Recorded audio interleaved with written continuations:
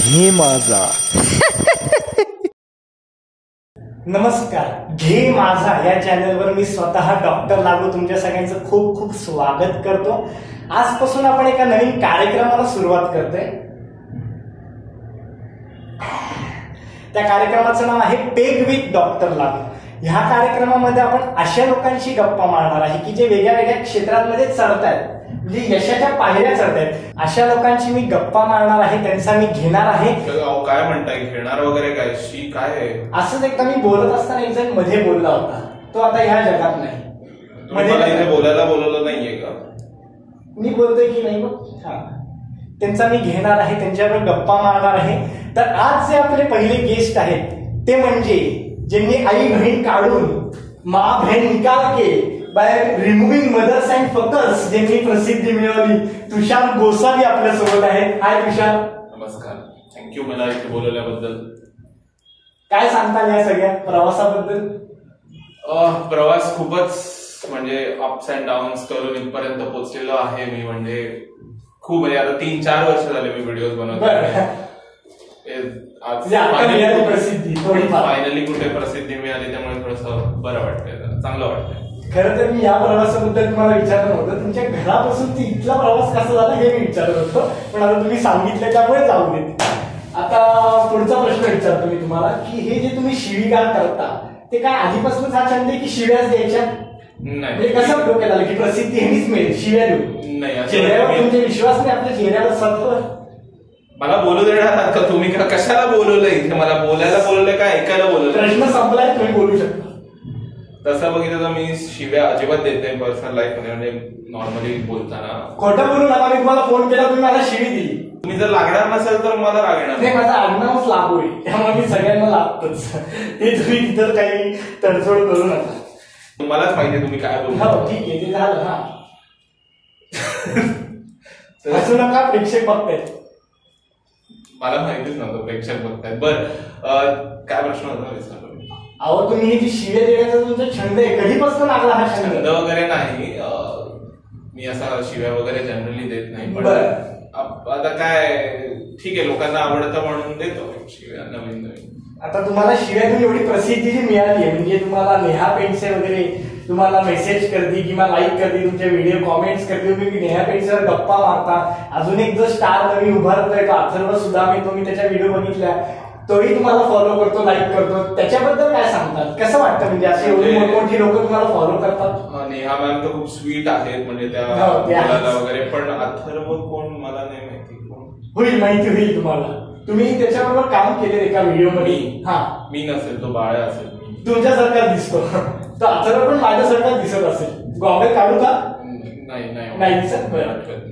बरं, म्हणजे तुम्ही असं ऍक्टिंग करताय की माहित नाही, पण तुम्हाला माहितीये, मला माहितीये, मी तुमच्या मनातलं ओळखलेले. आता मी पुढचा प्रश्न विचारतो, इथं लिहून घेतलेले प्रश्न. यापुढे काय करणार? तुषार झालं तुमचं, तुषार एक बॅनिंग केलं, मी इंस्टाने तुम्ही शिवीगाळ घाण बोलता म्हणून तुम्हाला बॅनच करून टाकलं. म्हणजे आता परत बॅन केलं मग काय तुषारचं 3 किती शार्प होणार अजून जे तुमचं चॅनल? माझं चॅनल एकतर शिवीगाळमुळे बॅन झालेलं नाही. मग कशामुळे बॅन झालं? प्रेक्षकांना सांगा, प्रेक्षक जाणून घ्यायचे, प्रेक्षकांना जाणून घ्यायचे, प्रेक्षकांना सांगा. मग मला बोलू द्याल तर मी सांगेन ना. तुम्ही प्रेक्षकांना काय करताय? पुस्तकाच्या कॅमेरा माफ करा, मी एक्साइट झालो, तुम्ही बोला. हे बघा, एकतर सगळेच जण शिव्या घालतात, त्याशिवाय कोणाच्या व्हिडिओला व्ह्यूज येतात. अगदी बरोबर. माझे व्हिडिओ जे आहेत ते मी स्पोर्ट्सचे व्हिडिओ टाकल्यामुळे ते बॅन झाले. स्पोर्ट्सचे व्हिडिओ तुम्ही वापरू नाही शकत. म्हणजे खेळांचे व्हिडिओ तुम्ही वापरू शकत नाही? बरं, म्हणजे मैदानी खेळ, बाकी खेळ चालतात. ते टाकले तर जास्ती लवकर बॅन व्हाल तुम्ही, त्यामुळे ते पण नाही टाकत. म्हणजे ते पण टाकायला अलाउडच नाही टाकू शकत तुम्ही. बरं, सो सेल्फ रिस्पेक्ट साठी तरी नका टाकू. बरं, मग आता एवढे तुमचे जे फॅन्स आहेत लाखोंमध्ये, करोडोंमध्ये नाहीये, अजून पण होतील हा व्हिडिओ रिलीज झाल्यावर, त्यांना काय सांगतात माझ्याबद्दल? अतिशय थर्ड क्लास माणूस आहे हा, एकदम खालच्या पातळीचा. मला इथे इंटरव्ह्यूला बोलवलंय, स्वतःचा ग्लास भरून हा माणूस पितोय, माझ्यासाठी पाण्याचा ग्लासही नाहीये इथे. हा माणूस 1 नंबरचा छत्री आहे. मला बोलायला बोलवलंय पण स्वतःच बोलतोय, कॅमेरामध्ये घुसून बोलतोय, काय हातवारी करतोय मला कळत नाही, प्लस माझी मारतोय. त्यामुळे मला ह्या माणसाला कुठेही कोणालाही रेकमेंड करायचं नाहीये. सॉरी. तुम्ही म्हणलात मी बोलतोय आता लागत 1 मिनिट इम्प्रेशन डाऊन झालेलं आहे, त्यामुळे प्लीज माफ करा. काय सांगता फॅन्सला नाराज करू नका. फॅन्सला काय, मी माझ्या आता फॅन्स एक एसी नाही, एकदम खालच्या दर्जाचा जोक मारलेला, म्हणजे मला हसू हसू स्माईल पण नाही. फॅन वर असतो म्हणून खालच्या दर्जाचा जोक.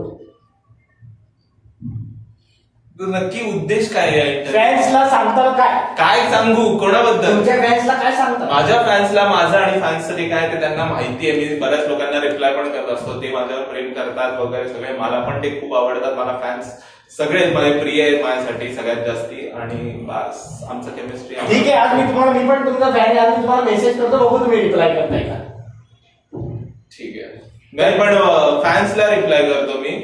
उगीच असं जे फॅन्स म्हणजे काय, फॅन्स नाही म्हणता येणार, म्हणजे भारी लोकांना करत नाही, फॅन्सलाच करतात. स्टार लोकांना अतिशय भारी, तुमच्यासारख्या अतिशय भारी लोकांना नाही करत. बरं ठीक आहे. आता मी वेळेची पाबंदी असल्यामुळे आपल्याला इथे हा इंटरव्ह्यू थांबवावा लागतोय. मी तुषार सरांचे आभार मानतो की तुम्ही इथे आलात.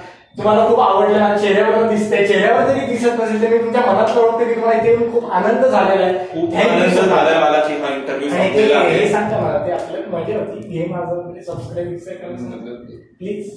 तुमच्या रिस्क वरती सबस्क्राईब करायचं तर करा, लाईक करा व्हिडिओ, कारण की कमॉन मी आहे या व्हिडिओमध्ये. लाईक करा आणि सबस्क्राईब ह्याच्या तुमच्या रिस्क वरती करा. हा माणूस परत या ना तुम्ही. बघू येणार. Thank you so much.